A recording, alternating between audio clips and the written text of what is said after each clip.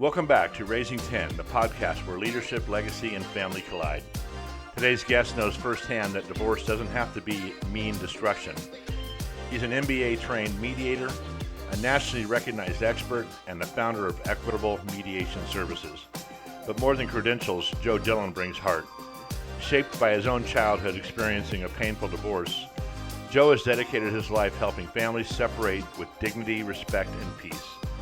From Harvard to Northwestern, from classrooms to courtrooms, Joe has taught, judged, and led the way in transforming how couples navigate one of life's toughest transitions. And today, he's here to share his wisdom with us. So lean in, because this conversation isn't just about divorce, it's about resilience, relationships, and rewriting the story of family. Here's my guest, Joe Dillon. Good morning, podcast listeners. This is Ed Franklin with the Ed Franklin No Limits podcast. This is Raising 10, episode 2. As you know, I just rebranded the Raising 8 to 10 because I had the 2 grandkids peppered in my 39 years of parenting. And like every guest we have on, I got a great guest today. This gentleman's name is Joe Dillon. And Joe is a professional mediator. And I'd like to go through his education list, but I'd be here for 3 or 4 minutes. This cat he's educated. And we're going to talk about something that you hope you never want to talk about, but since divorce rate is still about 47% in America and maybe globally, it's an important factor, and there's a lot of positive things about mediation and, of course, some negative things. So, Joe, welcome to the show. You have a great background, and the reason you do the work you do has a personal story, right, about your childhood. And why don't you tell us about that? Tell us a little bit about what you do, and then I'm going to give my Reader's Digest version of what the state of California requires you to do when you get divorced. But anyway, so welcome to the show. Yeah, thanks for having me, and thanks for embarrassing me. So I appreciate that. You shouldn't be embarrassed with that resume. No. Well, as you mentioned, right, I am a divorce mediator, and I've been doing this a long time. I've actually been mediating for 28 years and in private practice coming up on 18 doing divorce. So a really interesting story, as you'll probably share a little bit. My parents litigated their divorce. So I am the classic example of what not to do. I sat in the back of the courtroom, I watched my parents scream and yell. And the last time I saw my dad was in the hallway of the courtroom when I was 15. That was it. And Wow. so as that story goes, right, when I'm working with clients and trying to help them negotiate all the stuff to peacefully end their marriage and be great co-parents, I'm kind of giving them a warning shot and saying, look, everybody tells you that's not going to happen, blah, blah, blah. And it's very easy to just go look at my face, and you are looking at a child of a litigated divorce whose parents basically destroyed their lives, and thankfully didn't destroy mine. But let me tell you, it was a long road to recovery for me. That was for sure. It took a long time to get past that anger and that resentment. And maybe in a weird way, it's my penance by helping people avoid what happened to me by being a mediator, right? Well, and one of the things I've talked about many times on my podcast, and I try to reiterate this as much as I can, is if you're going to have kids and get into a relationship, your relationship is paramount. Your successful relationship is paramount to raising kids. Yep. And the kids are going to be affected no matter what you do. Right. They're going to get affected. And I did everything wrong in my first 2 divorces. I was the angry, arguing and everything. And my Reader's Digest of the state of California, and probably many states for my listeners, if you haven't been through it, is if you file a dissolution of marriage, you're going to get divorced. It's mandatory that you go to a mediator. And the court has mediators that you go sit down and talk with. And my personal experience, and a lot of my people that I know, it's a shit show because you're arguing with your soon-to-be ex-spouse, usually, and you're trying to get as much visitation, and you're trying to get a house, and you're trying to get all these things, and you don't have much time to mediate. So it's kind of, the mediator's kind of a referee at some level. Yeah. In my experience. Yeah. And then after you finish that, then they make a recommendation to the judge. And the judge reads it, and you really don't have any more power because he's going to decide, he or she is going to decide if this is what's best in their mind for you, and they don't really even know you, right? Mm-hmm. what you do is so much more of a positive experience because you're really sitting down and letting both parties kind of tell their story. And I'm assuming it's not as hot in your, Yeah, okay. Because these yeah, people have sought you out, they're paying you. right. It's a lot kind of a different, it's kind of the difference between going to the DMV or paying AAA to do your DMV paperwork. Yeah, and you bring up a couple good points I want to comment on. The Sure, first please. is, one of the things that I think we all owe a debt of gratitude to the people who work in the legal system, like judges and court appointed mediators, because these are not high paid people, right? People think judges make a lot of money. Last time I checked, an average judge made about $85,000, which, Right. here in the state of California, Yeah. probably get you a Winnebago and maybe a burrito down at Taco Bell, right? And so you're not really, rolling in the dough, and you're listening to people go back and forth all day long. As far as the court appointed mediators go, and again, I say this with all the love in my heart because we all have to start somewhere. That's usually the first place you go when you're trying to get mediation clients or learn how to mediate. Mhm. So you're getting the intern, right? You're getting the entry level person, which is great, no problem. But divorces are so, as you said, they're so hot and they can be so filled with emotions that those individuals sometimes don't have the skills to handle that. Now, I will tell you this also, Ed, is that think of it this way. Let's say you and I were going to go to lunch and you said, dude, I've had a really rough week. Can Mhm. we just go somewhere? We'll just pick up some sandwiches and we'll just hang out and catch up. I'd be great. And then I brought you to an emergency room at a hospital. And you'd be like, what the hell is happening? Because the environment is so stressful, Yeah. right? Your people are screaming and sirens are coming in and out. And you're like, Joe, we were just trying to have lunch, man. That's the same thing when you're trying to mediate a peaceful process in a courtroom, in a courthouse. Like your brain is saying, I'm in a courthouse. Well, then this person must be the arbiter of my future, and I've got to argue my case, and this person's gonna rule in my favor. In my world, it's private mediation. It's done, in an office, or like I use Zoom so people can do it from home. They're Sure. relaxed. They've got their dog on their lap. I've met a lot of dogs, and they're relaxed and they're calm, and we're just trying to put them in a good space that they're comfortable with so that they can have a good conversation, right? So you've got a different level of professional, but you've also got a different environment that you're conducting it in. And you are correct. Many states do require court ordered mediation first. So I always say to folks, before you lawyer up, you're going to see me now or you're going to see me later. And quite frankly, you're probably not going to see me later because you're going to get told by the judge to go see one of our court ordered mediators who are amazing people but may or may not have the skills to resolve your issues. And So it's absolutely a losing battle for that mediator in I know, the one in the poor system people. because I you've got, know. I remember how much anxiety I had going in there, right? And all these points Right. I had to make. Yeah. And something else that my listeners may not know, and President Reagan actually signed this into law in California is a no-fault divorce state. So no matter Hmm. what you do, whether this is just for my listeners that don't know, if your spouse cheats on you or they've done something that would require you in your mind to get divorced, the court doesn't care. You're Right. going in there evenly. You have these children you've got to manage, you've got whatever Yep. you're managing property and things like that. And and that's frustrating because if you are the victim of somebody that maybe there was infidelity, you're angry. You're thinking, well, they did that, I should get this. Right. Right. And that's Exactly. not Yeah. the case. No. And that's across the US now. Irreconcilable differences is now in all 50 Right. states. Okay. The last holdout was New York in 2012. But you're absolutely right. And unless there's something, and I'm talking it like extreme domestic violence, like, somebody liquidated all the bank accounts. You're Right. right. And you're just like, what the hell? Like I did my part. I tried to engage. And like this person did me wrong, yet I have to give them half of everything, and I'm very angry about that, right? And so, like you said, Ed, managing the emotions is actually the hardest part of my job, right? That 100%. once you can get someone calm, most people are rational, right? Unless there's something going on upstairs. Most people at the end of the day know the difference between right and wrong. But when that lizard brain kicks in and they're angry, Yeah. it's really hard to explain to them, we got to talk about what's fair, what's equitable, what's, sharing this and that. And they don't want to hear it. And so that's my first job, is to talk them off the ledge then once we do that, we can get into the negotiations. Now, do you mediate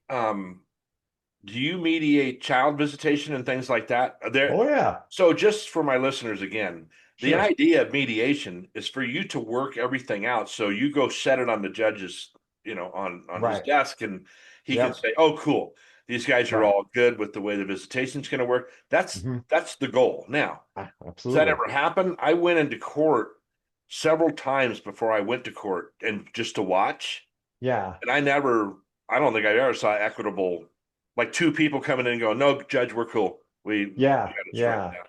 Well, That what? doesn't Because happen.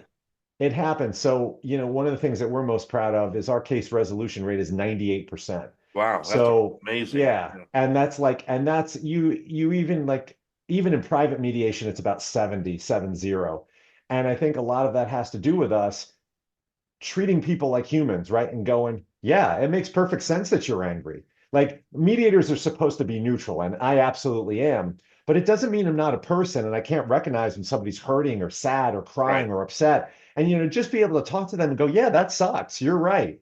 And I say that to people. I'm like, I get that I'm not here like as a cruise director planning your vacation, dream vacation. I know you don't want to be here. I know you're angry. I know you're disappointed. You didn't get married with the intention of getting divorced, and that's upsetting.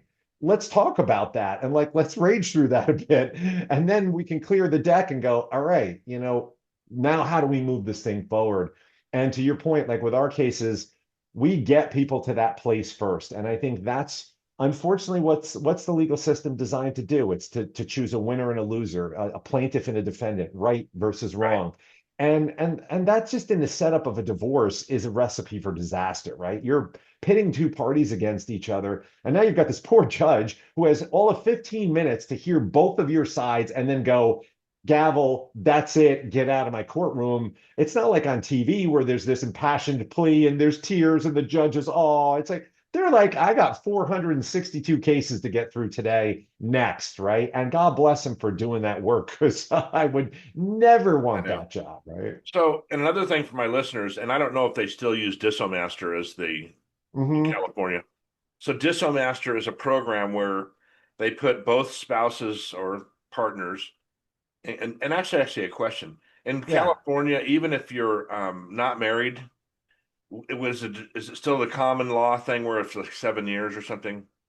I don't know about that, but I know if kids are involved, there is an expectation of child support, right? Okay. So that much I do know. Right. So they take this your financial information, they put it into this computer, and it spits out your child support, Hmm. either side, whether the wife's paying or the husband paying or whatever.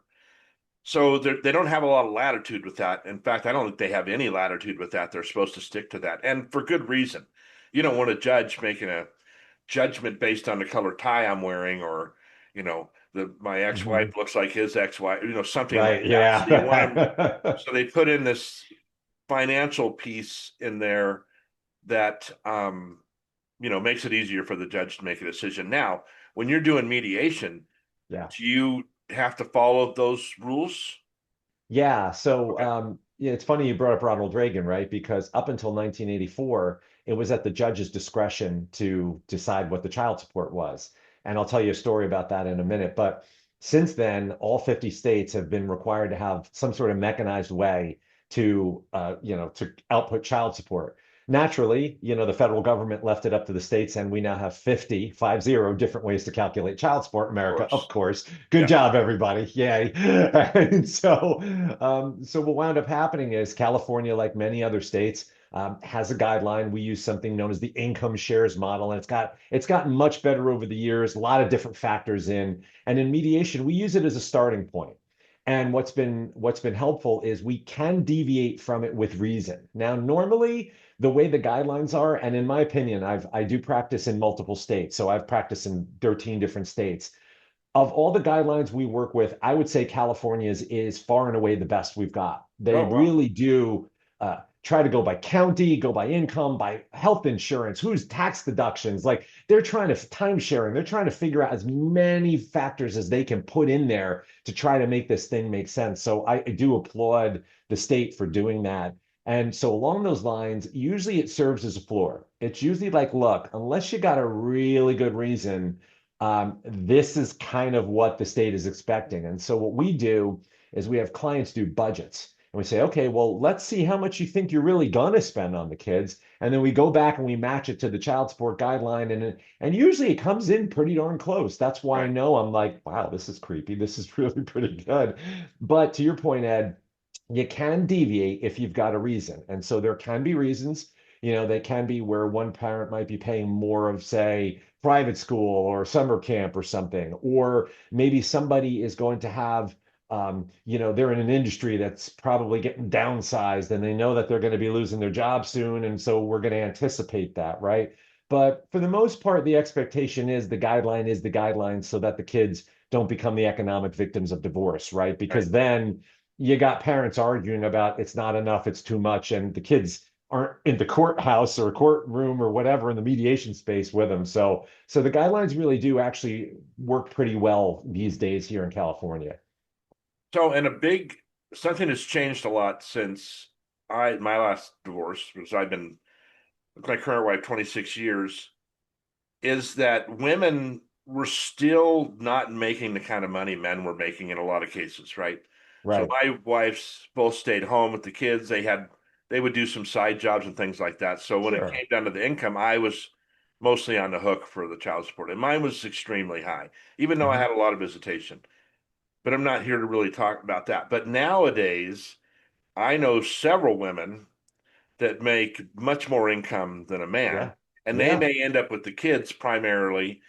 And I was at one point where I had one of my daughters come live with me, and I still had to pay her mom child support Mhm. because of Dissomaster, because of the thing. And it wasn't a lot, but it was still frustrating because it's like now I have her full time and I still have to pay her, but it was much less than what I was paying for before.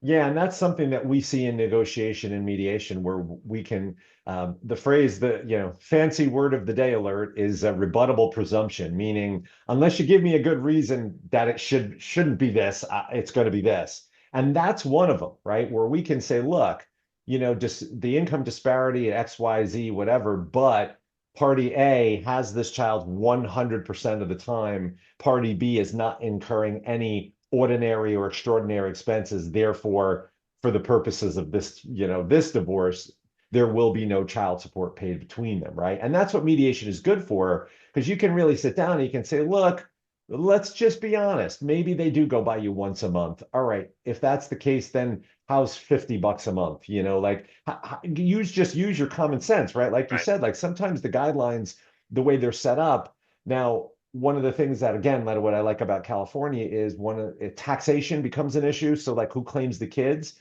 filing status, those kinds of things. And so we have a lot of room that we can kind of play with, in terms of how we push the buttons and pull the levers to get, not that we're like manipulating the guideline, but we're working it to meet the couple's needs based on our mediation process and like getting to know them and know what they're trying to achieve. And you're right in the sense that we have seen a lot more women now higher earners earning more than men. We have women who pay child support. We have women who pay alimony. And Sure. that's been a message I've had to kind of share. Up until recently, people were like, well, only women get alimony or only women get child support. I'm like, no, no, no, no. It's based on need. It's gender neutral. And guys are like, really? And I'm like, yeah, because the child support's not for you, it's for your kids, right? Exactly. To go buy groceries for them or go buy sneakers for them, right? Right. So don't say I don't need child support because you don't get to say that. Your kids need it, right? And that's a weird message to have to share with people, but it's true. So if they hire you, can they hire you in lieu of going to a court appointed mediator? Oh, 100%. In fact, we only do private mediation for that very reason, right? We don't take court appointed cases because of what you and I were talking about at the outset.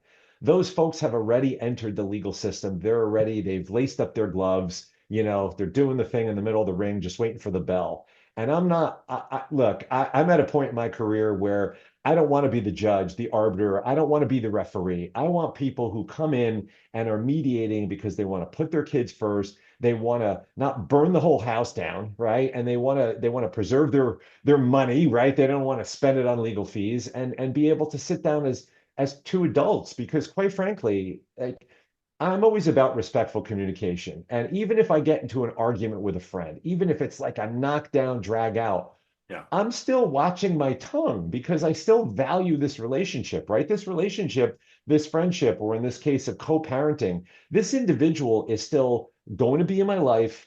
And by the way, is going to be an influence on our children, my kids, her kids, or his kids, our kids. So I don't want that other individual thinking I'm a raving lunatic because, they're going to make my life difficult Yeah. because they're going to not want me to see the kids as much, or they're not going to be as flexible when I say, hey, could you cover on Friday? Because Joe asked me, can we go to the baseball game, right? You want to have that. You want to be respectful because, man, when you're disrespectful, right? I'm sure you can appreciate this. It's like, you're really the only one who's hurt by that. Because if you're the one lashing out, something's going on inside of you, right? That you're angry about, and you're trying to, and the other person's like, okay, talk to you later. They're not thinking about you on the couch while they're watching Netflix and having a beer. They're like just going on with their day, and you're at home seething and raging, right? And Well, so you got to let that stuff go because it's only killing you. It's not killing them, one of the judges in my first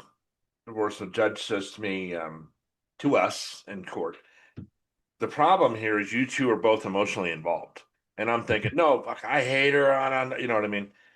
But he was right. It wasn't Yeah. love, it was hate at that point, right? Right. And that just tore me up inside for many years. Yeah, of course. And I, of course, get along fine with my exes. They can, because we have kids, grandkids together now, so they come to the house if there's a party or something. It's no big deal. I don't have any. Right.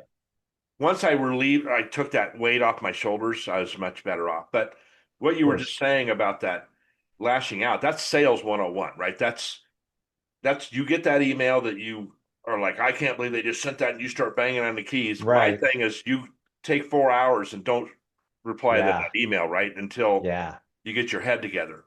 Yep. So we've had a hard time, after COVID. We're still trying to get our feet under us. And I felt like there were some people that didn't help me as much as I thought I helped them, right? Right. And I get that feeling sometimes, that anxiety. And then but I let it go. And I'm like, there's no value to me going after those people. Right. So relating that to being a parent or being an ex-spouse or whatever, same thing. You got to bite your tongue sometimes and just let it go. First Right. of all, after you've had 8 kids, like I have, and raised 2 grandkids in addition, you find out that most shit is not as big a deal as you think. Right. It is. Yeah. It's I just would not, imagine. if this person wants to go, it's just like, I don't care. Like Right. I'm not coming over this weekend because I'm having spend a night with them. I don't care. Go ahead, spend a night with your friend. Doesn't Right. matter to me. It's not going to change the trajectory of anything, Right. and this doesn't matter. And I try to tell my kids this if they ask for advice is, I got news for you. My mom used to say, and I've said this 100 times on this email, say no as little as possible. And when you do say no, have a really good reason. Yeah. Is there a safety issue? Is there something going on? Maybe you Right. don't know the parents, whatever it is. But it's kind of the same way in those, hey, can they stay an extra week? I don't care. Go ahead. Yeah. Gives Yeah. me When you time to talk, do some stuff. yeah, you're talking about communication, right? And anger and feelings and things like that. So in mediation, in negotiation, really, that's what I am. I'm a professional negotiator, right? And I've thought after my mediation career, and I mean this in all sincerity, I might be a little old for the FBI, but I'd love to be a hostage negotiator, right? And I'm not saying that in a flip way because these are individuals, they've got a story, they feel misunderstood, they feel not heard, and there's a reason behind it, and I want to get to that reason. And that's part of what in mediation with doing divorce is you're trying to really get to the reason behind the reason. And Right. often when people are lashing out, there's something buried 1, 2, 3, 10 levels deep, and it's my job to keep digging until I hit that treasure, right? And one of the things that you hear a lot and what's very rewarding in mediation is if you keep at it as a professional negotiator, if you keep at it, you get to that aha moment. And that's what we all look for. That's our dopamine hit, where somebody's ranting and raving about alimony and blah, blah, blah, blah, and then somebody just blurts out, when my dad left when I was 5, we couldn't celebrate Christmas. My mom was destitute and she had to work on Christmas Day. And you're like, oh shit. Like, okay, we got it, and then air out of the balloon, we can get back to the conversation, right? But it's something that comes way out of left field, right? And that's part of when, if you can be the calm one in the communication process, even if somebody's coming in hot, you can just keep asking those questions and just keep asking those questions calmly, like the negotiators, the hostage people do. They don't go, you got to let those people go or I'm busting in there. They're like, hey, tell me what you need. What's your name? Right there, keeping it calm. And that's what we're trying to do. And if you ever find yourself, you or any of the listeners find yourself in that situation, don't escalate. I know it's hard. Don't escalate. Just ask a lot of questions. Keep the other person talking because eventually the truth is going to come out, and that's when you then engage. Wow, I never knew you felt like that, or geez, I never knew that happened. That sucks, Well, that's a and good parenting yeah, tip, period, yeah, to communicate yeah, with your kids, right? And yeah, one of my kind of flagship talks that I give when I'm doing public speaking is about trauma that you haven't, like when you're a leader and you have this trauma that you haven't dealt with or whatever, right. and you're not dealing with it and you're trying to manage people, it manifests in bad behavior sometimes, or Mhm. erratic behavior, or anger, or sadness, or whatever. So I can encourage people to go back into your life and look for that trauma and deal with it, right? You don't forget it. It's like maybe you lost a parent or a dog or whatever, something that you're still holding on to. Yeah, You need to deal with those things and do some self-care, right? Before you can, it's the yeah, oxygen mask. It's putting an oxygen mask on before you can help your kids. exactly. So in my limited time in knowing you, and it's funny because you decided at this time slot because we may go on longer than I'm thinking, because I think I could talk to you for We could hours. probably you and I can hang out all day. You have a Yeah. very you have a very good temperament, and I don't know if Ah, it's thanks. it, whether you got it when you were raised or your education background, whatever it is, but I can see you in a position like that that would you would calm me down, like if I was starting to get wound up, That's and not good. patronizing, not being a patronizing Yeah, person. yeah. Appreciate that. So yeah, so we hope that none of our listeners have to go through this, but this is a good idea for them that there's an option out there. Right. So you said something to me funny on we always have these conversations before the podcast about people that really got along well in the negotiation process, Yeah. like spouses or whatever, that maybe had kids or didn't have kids, and they kind of had it all worked out before they came and saw you. And then when they're done negotiating, they go out to dinner. Yeah. Does that Yeah. happen often? It happens not a lot, but it happens often enough that it makes you scratch your head.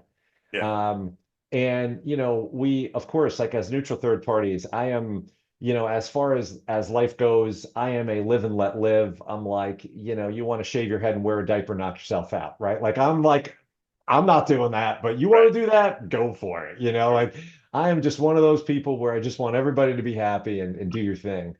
And sometimes there's things that are behind those relationships that we get to see in our space that the outside world might not see. mhm, And in many of those cases where the dinner is happening, it's because perhaps this was a heterosexual couple, and then one of the members of the marriage decided that they wanted to, switch teams, as the kids might say, right? And then be in relationships of the same gender. And in those spaces, there's really like, well, as the other spouse, you might be mad at yourself, like, how did I not see this? right. But then on the other hand, you're like, well, there's nothing I could do about this, right? Because I'm male or female, right? And I have the wrong parts here, right? And so we see that a fair amount with that dynamic. But we've also seen folks where I think, they've just had a hard enough time over the years that they've kind of come to this sort of, I won't call it happy place, but this sort of place of peace where they've said, we've tried the therapy, we've tried, we've raised good kids, we've tried, separation, we've tried X, Y, and Z. It's, what? I realize you're still a great person. I'm a great person, and we're just going to go our separate ways, but we always want to be in each other's lives. And Mhm. that's really nice to see, right? Because that to me, Ed, is mature level, 10, right? Because it's sort of like that, what's that song? There ain't no good guy, there ain't no bad guy. It's just you and me, and we just disagree, right? I forget Right, who right. sings that. But that's it. It's like you just look at each other and go, you know what? No, I'm not doing this. We're good people. We raised good kids, or we had a good time for some of those years together, and now it's just time for us to go our separate ways. And that takes a lot of work to do and a lot of maturity. And so those are the folks that we see in those kinds of spaces. So one of the reasons I think my wife and I get along really good, and this is not what this podcast is about, but for the listeners, you can take this for advice if you want. When we have a situation, when you have 8 kids, stuff's going to happen, right? Shit happens, and now we don't have those kids, but we're kind of we're finding ourselves in this logistics tornado right now with how we get everybody where they're supposed to go, and it's only 2 kids now. Seemed easier when there was 8, but what my wife and I do is we go, okay, this is what we have to, this is what needs to be done, and we just do it together, right? Right. Like I do what I can do, she does what she can do, and it always works out.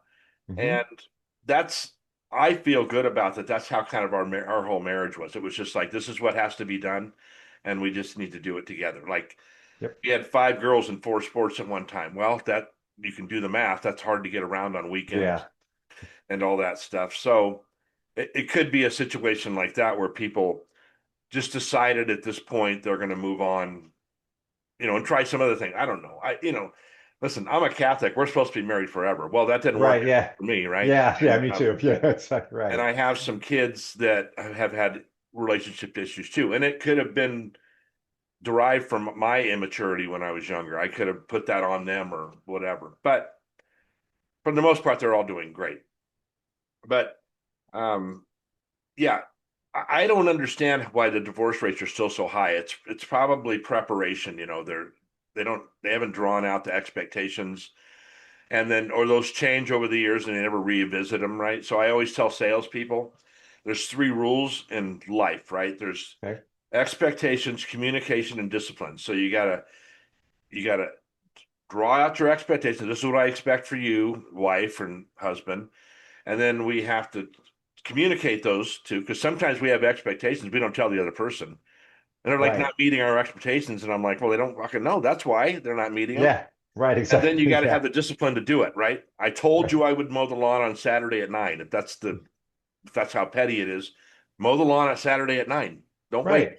Yeah. Yeah. Be a person of your word. And that's part of it, like when you were saying, right, about being married and the divorce rate. One thing I wanted to comment is that it's an interesting phenomenon. While the divorce rate is still high, what you're noticing is the divorce rate is lower among couples in, say, their 30s and 40s and maybe early 50s. The divorce rate has really spiked in the people, say, like mid 50s through 60s, and so like more baby boomer generation. And my take on that is that I'm a Gen Xer, right? So I'm born in 68. So but right, close to the boomer, edge Yeah. there. And so when you talk about people in that age bracket, they were raised in that nuclear family, that post World War II. Mom stayed home, dad went to work, right? So mom was the caretaker. And as society has evolved, and maybe for the better or not, the need for women to re-enter the workforce, for dual incomes, for these kinds of marriages. I think folks who are in their 60s, have been married for 30 years, say, for example, are looking back and saying, you know what? Those ideals that were instilled upon me when I was getting married in, 19, whatever it was, 70 or whatever, they no longer really apply. I want to live my life. I want to do things. And what we've seen too, and this is an interesting dynamic among gray divorce. That's the term that we use for older couples who are Okay. divorcing.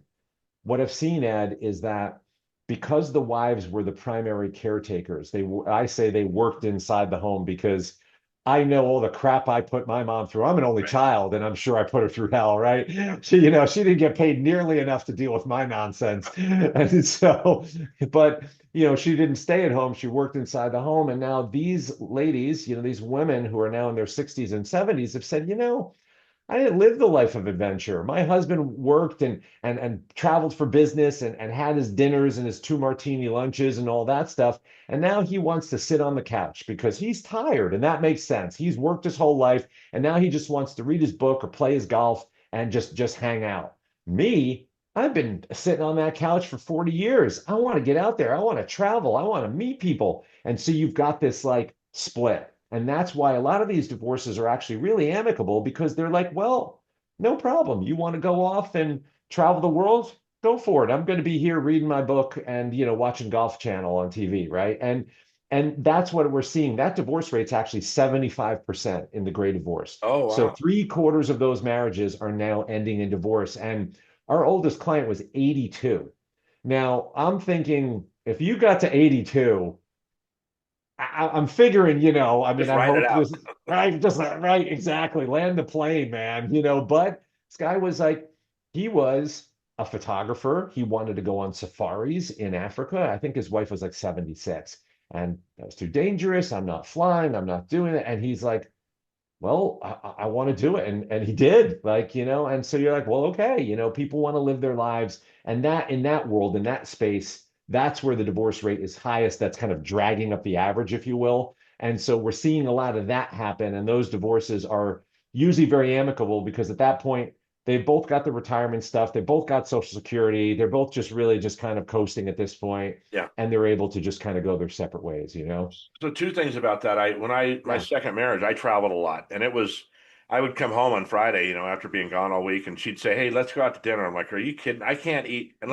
It's funny. right, I tell people this, they're like that I'm lying. After you eat Ruth's Chris 3 times in a week, and then you right. go to this place, Donovan's, and blah blah blah blah. I don't want. Yeah, I want a hot dog, right? I don't want to right. eat that shit, that rich food anymore. And she'd Yep. say she was jealous because I was out eating that food, but I didn't. It wasn't fun, right? Right. It wasn't bad traveling. I mean, I'd do it again if I had an opportunity. But I Yeah. get that piece. But the other thing, you're my wife's age. So if you go, and I see this on social media sometimes, they'll give pictures of people your age when they were in a sitcom and they were like 40, Right. right? Well, shit, dude, I was at the gym at 5 o'clock this morning. I'm 63, out working kids that are there. Hmm. And I have this podcast. I'm doing, I got this. I might write a book. I have all this stuff going on. Yeah. 63-year-olds didn't do that when we were the baby Right. boomers. Right. So Yeah. you do. I have a super high level of energy that I'd match with anybody, right? It doesn't matter Yeah. how. So, Uh, and I could see where, and so my wife does too. So we're cool, right? Where we want to do both, want to do the same things. Right. That's good. Yeah, that's important. That relationship compatibility, right? And that's where we see longer life expectancy too. So if you were in that position, 100 years ago and you were 65 and unhappy in your marriage, you're probably going to be passing away within the next 5 to 7 years Right. mathematically, maybe even shorter than that, right? Now, age, if you're going to the gym and being healthy, 80s, 90s, 100s, that's not a pipe dream anymore if you're healthy, right? And There's and so 10 other you're, guys at the gym my age. I mean, it's not yeah, like I'm the only one right. in there, right? So now Yeah. you're 65 and you're like, shit, if I got 30 more years on this planet, then I want to make sure that they count, right? I don't want to be in an unhappy space. Well, it's funny. Years ago, they had, they would give you a window, like in the EDD or whatever, of your earning capability. I'm not even Right. at my earning capability yet. I mean, I Yeah. still have ways, right? I mean, besides for my lack of education, my work ethic and my ideas and my what I've retained in my brain, I mean, I have a good that all works and it's functional. I haven't made as much money as I'm ever going to make yet. I'm still heading towards that. Yeah. And look at some of these sportscasters that are in their 80s, and you Right. couldn't even tell, right? They're like, it's crazy. So I don't want to get off track, but well, that's really interesting. I didn't know that divorce rate was so high for older people. But you remember Yeah. when we our parents, right? Hmm. They got old quick, and there wasn't as much to do. Yeah. Right? You couldn't just go skiing or surfing or whatever when you were that age because you were too old.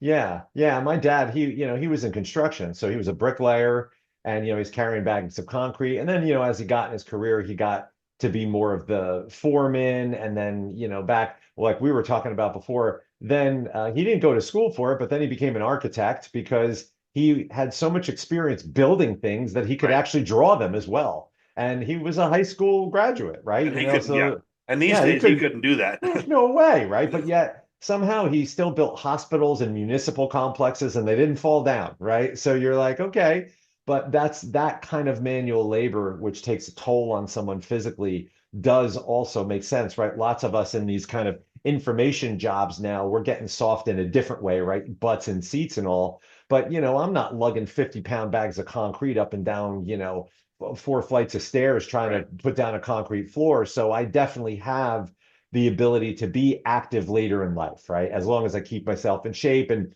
now I have the opposite problem where I have to make sure I look away from the screen every 20 minutes and get my butt out of the chair, right? And not just drink 400 cups of coffee sitting here.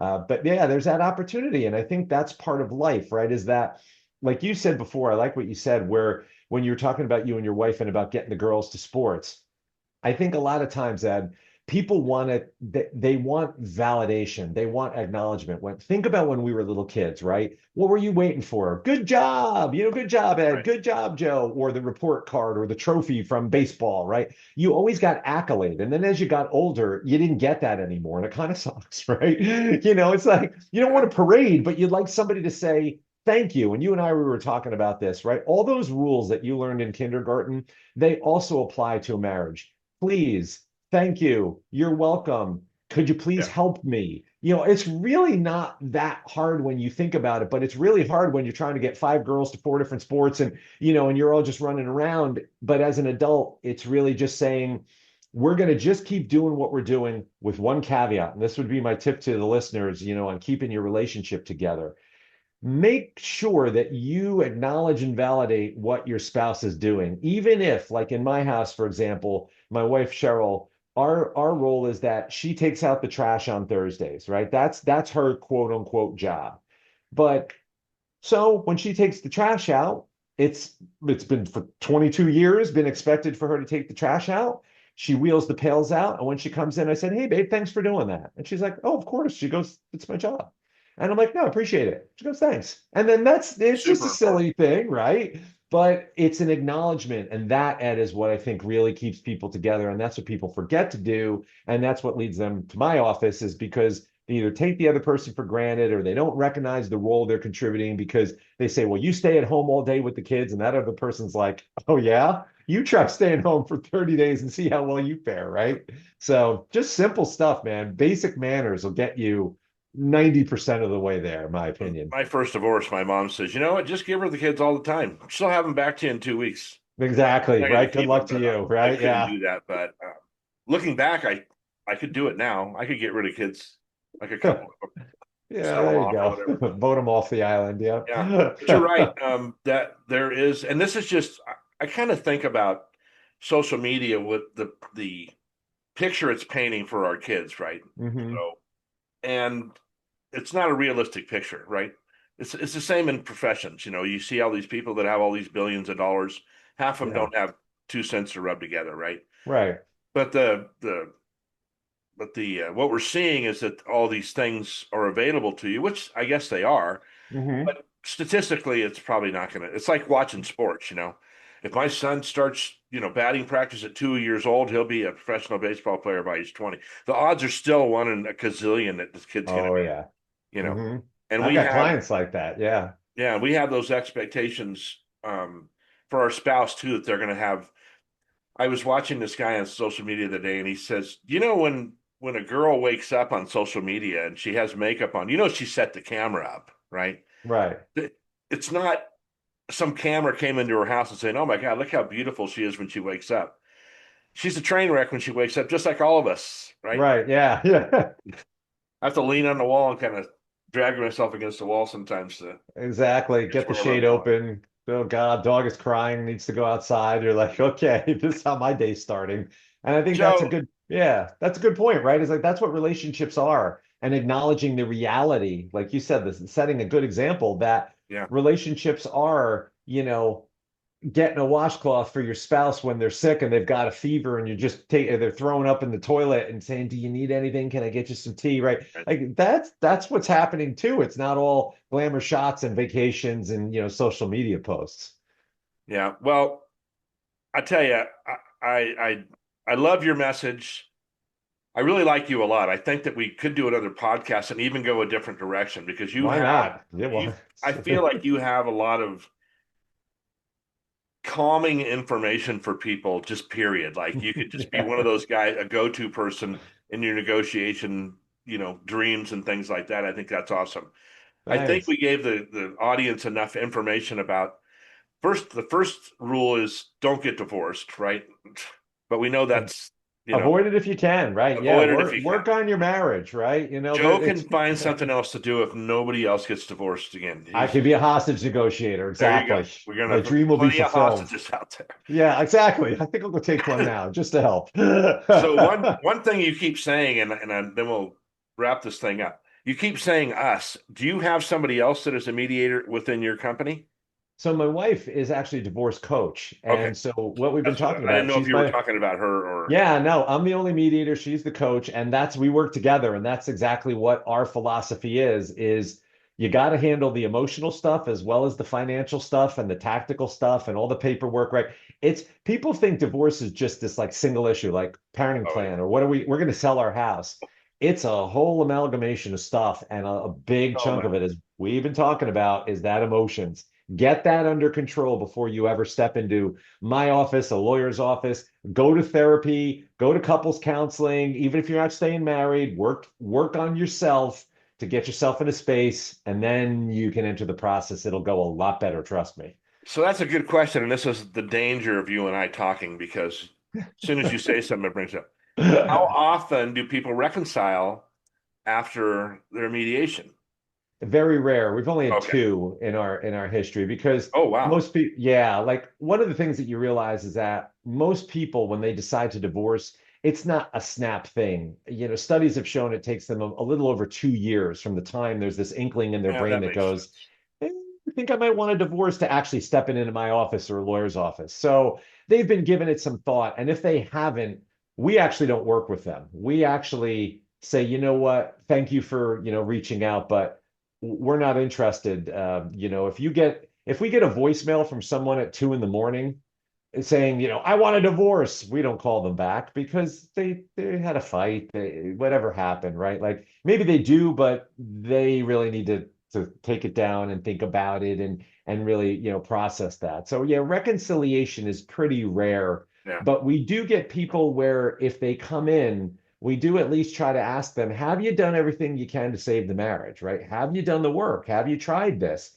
And thankfully, most people have said, yeah, we decided in counseling, or yeah, we've been going to counseling for a while, or I've been talking to my therapist and I broke it to my spouse. So the good news is at least the folks we're seeing, they are taking it serious and they are taking the time to really acknowledge and contemplate that decision before pulling that trigger.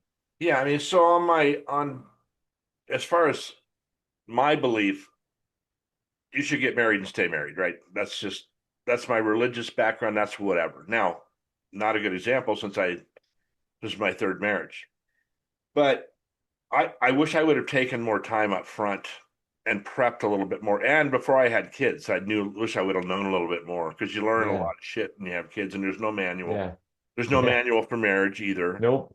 I recommended that my kids get married when they were a little bit older. They didn't do Yeah. what I said, but that's fine. You know, it's their life. They have to do what they have to do. And but by the same token, I don't like seeing people unhappy, right? In a Yeah, relationships, it's just could be verbally abusive, could be physically abusive. I don't like that. yeah, And that is horrible for children. And I absolutely. think that my kids, once I met my current wife and we were rolling along, I think that they became much happier Yeah, of in their course. lives because they were in a very structured, stable environment. Now, I told you I was married for 5 and 7. So I was married 12, those 12 years. I was the poster boy for what not to do, talking about their mom and things like that. I didn't do it Yeah. too much, but I did it one time's too much. Right, right. Yeah, So I absolutely. really did not do a good job with that. And then I know it's hard too, dude, because you just want to lash out, right? Yeah, of course. And but you got to grow up and not be stupid and keep it to Yeah, yourself. So my wife and I, the absolutely. first night we went out, we talked about our divorces, right?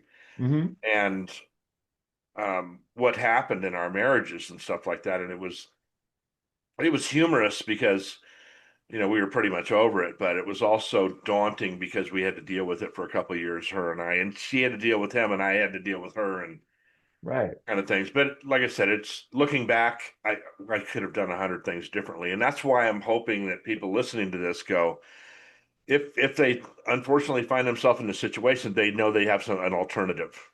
Yeah, exactly. Always, you can always try mediation because if mediation with us doesn't work, then you can get a lawyer. You can enter the court system, right? You can do that. But we always say, look, when people come to us, I say, look, you've seen our website, you know what our case resolution rate is. If I said to you, here's a lottery ticket, it's 98% chance you're going to win, but it's going to cost you $1,000 to play. I would take that bet, right? I'd buy that ticket. Because if I didn't win this time, I know I'd win next time at 98%. The odds are definitely in my favor. Right. And not that getting a divorce is like winning the lottery, but it's still the same concept of your odds are really stacked in your favor that you're going to get through this peacefully, cost effectively, and not destroy your life. Why not take that bet, right? And people are still they still want to go fight. And those are the folks that who you're never going to convince them because they haven't done the work to Right. say, yeah, I don't want to ruin my life, my kid's life, my ex-spouse's life. I'm just going to burn it to the ground. Okay, go for it. I Well, like wish I you said, well. I'm sorry. that's kind Yeah. of common sense in business 101, but we know my Right. dad used to Yeah. say common sense isn't common. So, No. well, Joe, I think that we'll wrap this up and we'll talk another time. Stay on the line. I'm going to do an outro, but I will put Joe's information in the description, and it's equitablemediation.com, basically. Or you can put Joe Dillon Mediator in and you'll find him because I did that this morning. So great guest, great information, great temperament. Thanks, Ed. I just like your I just like your style, right? Just the I way we appreciate it, man. communicate. Thank you. And Yeah. thank God you live in Carlsbad. Maybe after the first of the year, once this uh, what do they call it? My logistical nightmare goes away. I'll come out there. We'll go to lunch or have coffee or something like that. Sounds great. Look forward to it. That'd be awesome. So, listeners, thank you for listening. Keep sharing my podcast. Keep liking it. Keep looking at the clips. If you go to my YouTube channel, please follow me. It's edfranklin.nolimits. Raising 10 podcast is in my playlist. And you can always get a hold of me if you have a guest or you know you want to be a guest. It's edfranklin.nolimits@gmail.com. And thank you for listening. Share, share, share, and keep watching. There's a lot more to come. So hang on, Joe.